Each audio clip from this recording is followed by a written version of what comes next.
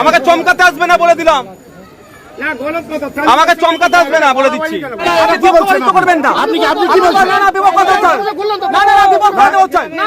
আপনি আপনি আপনি বলুন যে যেটা এখানে গোলযোগ কারা সৃষ্টি করার চেষ্টা করলো, চমকাতে এলে আমি কিন্তু ছাড়বো না।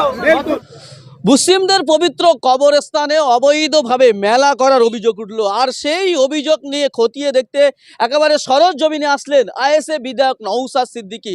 তিনি এখানে এসে সেখানকার মানুষদের মূলত অভিযোগ এবং কি বক্তব্য সেটা শুনলেন।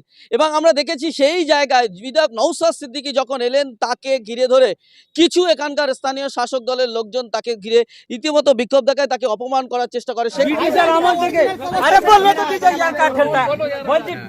আমল থেকে এটা রায়ত প্রপার্টি, বাবুলের দেওয়ানের রায়ত প্রপার্টি জোর করে মাটি দেওয়া যায় না? তাহলে আপনি ধর্ম দেখালে শিখান, অবশ্যই দেখাবো। চলুন চলুন দেখাবো, ধর্ম দেখালে শিখান, ধর্ম আমাকে শিখাবে না, ও দেখা ধর্ম শিখান।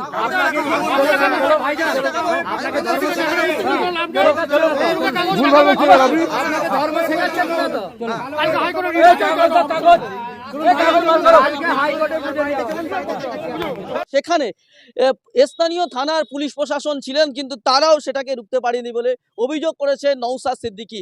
এবং নওশাদ সিদ্দিকী এখানে সরজমিনে খতিয়ে দেখে তিনি কি বললেন, তার কি বক্তব্য শোনাবো আপনাদের।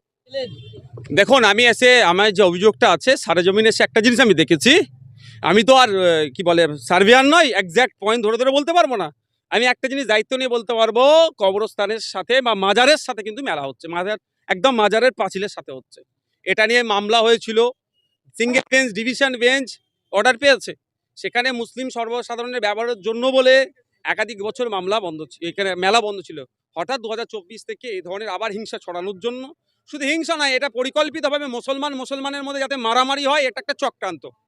আমি এটা বলছি, আপনারা নোট করতে পারেন।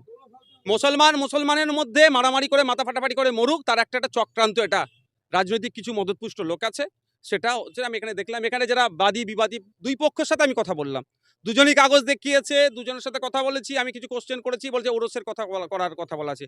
আমরা ওরসে কি না মুসলিম ধর্মীয় ওতে উরুস যদি হয়, নাগরদুল্লাহ বা এই ধরনের যেগুলো আরও কিছু আছে, এগুলো আর বললাম না সব কিছু, সেগুলো কি বৈধ? উত্তর উনি দিতে পারেননি। তাও আগামীকাল এই কেসের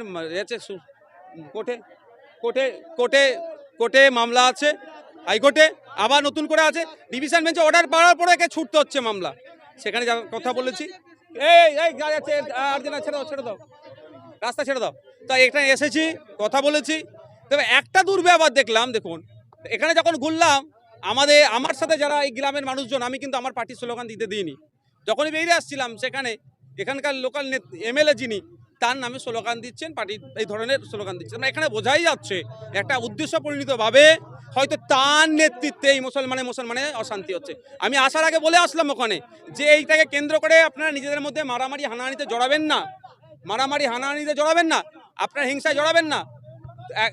একটু ওয়েট করুন কোর্টের অর্ডারে। যার নিশ্চিতভাবে আইন বিচার ব্যবস্থার প্রতি ভরসা রাখুন যে আপনারা আপনাদের হকটা পাবেন। যে সঠিক পথে আছে সে হক পাবে। কিন্তু দুর্ভাগ্যের বিষয়, ছাবলামেম করার চেষ্টা করলো। পরিশেষে যে স্লোগান দিয়েছেন তিনি স্বীকার করেছেন যে না, আমার এটা করে এটা বরঞ্চ আরো বিশৃঙ্খল হতে পারতো, আমি এটাকে ভুল স্বীকার করছি। বলার পরে আমি এখান থেকে করেছি। আবারও আমি এখানকার মানুষের দাঁড়িয়ে আমি অনুরোধ করছি যে আমরা আইন হাতে তুলে নেব না, বিচার ব্যবস্থার প্রতি ভরসা রাখো। আপনাদের হাতে সিঙ্গেল বেঞ্চ ডিভিশন বেঞ্চের অর্ডার আছে। প্রয়োজনে এদেরকে আমি বলেছি, কবরস্থানের কমিটি যে মসজিদ কমিটি আছে, বলেছি সুপ্রিম কোর্টে যদি যেতে হয় নওশাদ সিদ্দিকী যাবে, ইনাদের হয়ে মামলা করবে, একটা পয়সা ইনাদের খরচ করতে হবে না। কিন্তু সাথে অনুরোধ করেছি যে এইটা নিয়ে নিজেদের মধ্যে মারামারিতে কেউ জড়াবেন না। আমরা দেখলাম যে লোকাল থানার পুলিশ অফিসাররা থাকার পরেও রীতিমতো আপনাকে অপমান করার চেষ্টা করছে এখানকার। দেখুন, ব্যাপারটা হচ্ছে প্রশাসনের কর্তাদেরকে যে কোশ্চেনগুলো করা হয়েছে সবটা তো সঠিক উত্তর দিতে পারেন। যে কালকে শুধু দেখাচ্ছেন কালকে মামলা আছে, কালকে সমাধান হবে। কালকে মামলা যদি না থাকতো তাহলে কিভাবে সমাধান হতো? তাহলে কি হতো? এটা তো প্রশাসনের দায়িত্ব সমাধান করা। ফার্স্ট স্টেজে পারমিশনটা কোন অপদার্থ যে পারমিশনটা দিল, যেখানে ডিভিশন বেঞ্চের অর্ডার আছে, ডিভিশন বেঞ্চ যেখানে ভার্ডিক আছে, অর্ডার আছে, সেখানে কিভাবে দিল?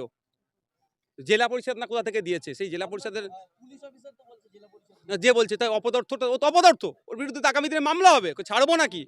ও এরকম করে মুসলমানের পাড়ার মধ্যে, এলাকার মধ্যে, মানুষের মধ্যে হিংসা ছড়াতে চাইছে, ছাড়বো নাকি ওকে?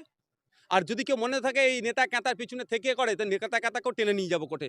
ক্ষমতা থাকলে নেতা ক্যাতা ডাইরেক্ট বলুক যে এটা আমি অর্ডার বার করেছি, পেছন দিক দিয়ে দরজাতে লাপালাপি করলে হবে না। দম থাকলে সেই নেতা কেতা বলুক, আর একটা আপনারা ভিডিও রেকর্ড করে রাখবেন যে আমি পারমিশনটা বার করেছি, কার ক্ষমতা দেখব, সেই নেতাকেও আমি কোর্টে টেনে নিয়ে যাবো।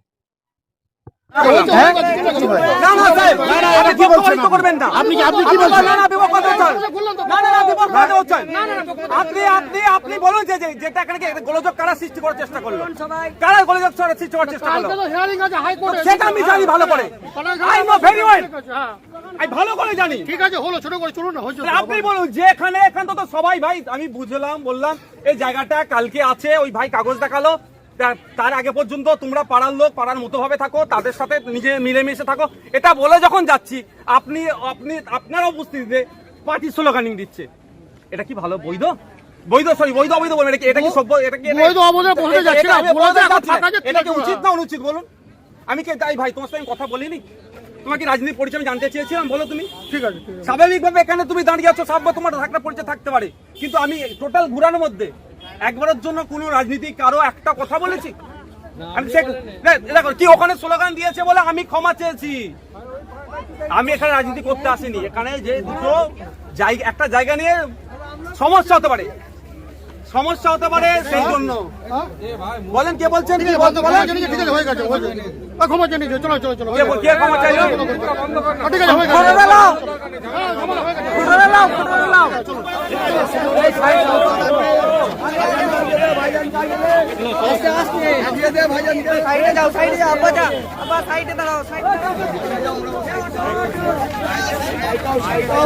যেই ঘর দিয়েছে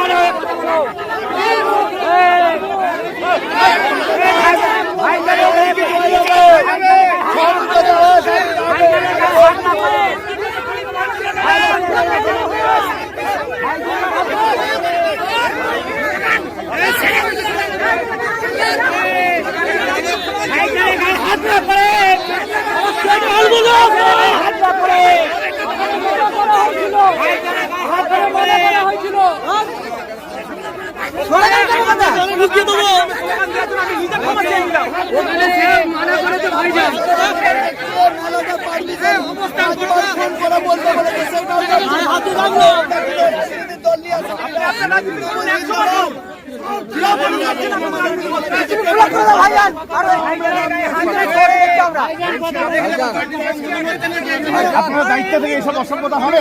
একজন বিধায়ক ছাড়েন, একজন আইন প্রণেতা, আপনারা পাবলিক সার্ভেন্ট মাত্র, আপনি পাবলিক সার্ভেন্ট হয়ে একজন আইন প্রণেতার সঙ্গে এরকম অসভ্যতা করছে, আমরা মেনটেন করতে পারছেন না, আইন শৃঙ্খলা মেনটেন করতে পারছেন না,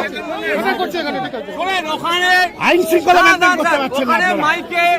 আমি যে নিজেদের ভাবনা অনেক বড় অফিসার হয়ে গেছে, আমি নিজে ক্ষমা চেয়েছি, ভুলে গেছেন যে আপনারা পাবলিক সার্ভেন্ট। ক্ষমা চাইতে হবে না, সেটা আমি বলতে পারবো না, চলো তাহলে এখানে থাকুন, এখানে অবস্থান করুন, অবস্থান করুন, এখানে আমরা থাকবো, কেউ যাবো না, আমরাও ডানকুনি থেকে নাকি রে ভাই। মুসলিমদের পবিত্র কবরস্থানের উপরে একেবারে মেলা চলছে এবং তারই প্রতিবাদে আজকে ঠিক সেই জায়গাটাই পরিদর্শন এসছেন বিধায়ক নওশাদ সিদ্দিকী। একেবারে আপনাদেরকে দেখাবো যে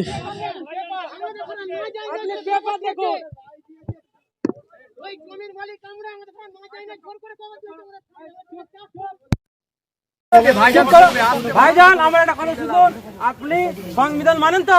পেপার দেখবেন তো না আদার্স ফ্যামিলির কথা শুনবেন? কেন শুনুন, আপনি পেপার দেখবেন না? পেপার দেখবেন না, সংবিধান মানেন, পেপার দেখুন, দুজনের কথাই শুনুন, পেপার দেখুন, পেপার দেখে কথা বলুন। আমি পেপার দেখে এসেছি, ওটা ভুল দেখাচ্ছেন, আমাদের দেখুন, আমাদের দেখুন, আমাদের দেখুন, ওটা কোর্টের অর্ডারে হয়েছে, কোর্টের অর্ডারে হয়েছে।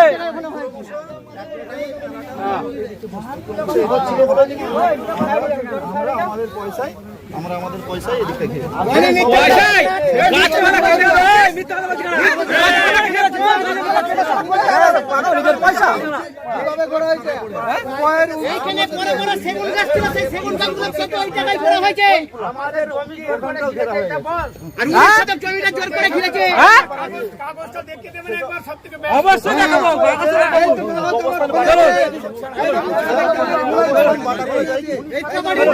বললেন বাড়ির মালিক আমরা বাগান করেছে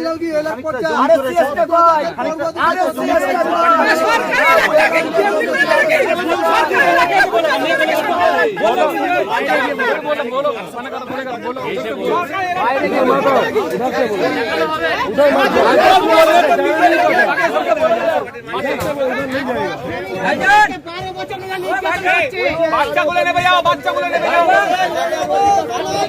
যাও আপনাকে দেখাচ্ছি আমরা বাড়ি ভাঙচুর করেছে এখনো পর্যন্ত আমরা সরাইনি আমাদের বাড়ি ভাঙচুর করেছে এখনো ভালো আছে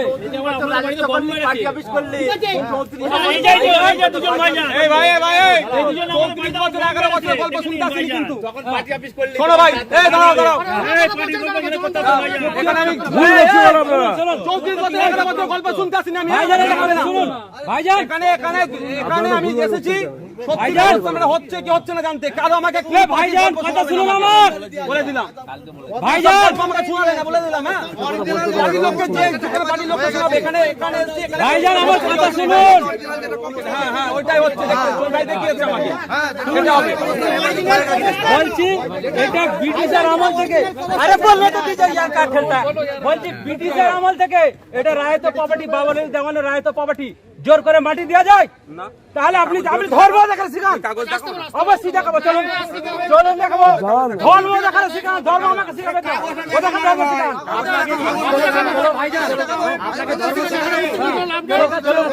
ভুলভাবে ছিল আপনি ধর্ম শেখাচ্ছেন না তো কালকে হাইকোর্টে কাগজ হাইকোর্টে বুঝে নিয়ে ভাইজান যা বলবে সেটাই করবে সেই মতো একটু পিছনে তুমি ভাইজানের সামনে এগিয়ে এসো ভাইজান যা বলবে তাই মতো চলবে ভাইজানের বাইরে কোনো কেউ কথা বলবেন না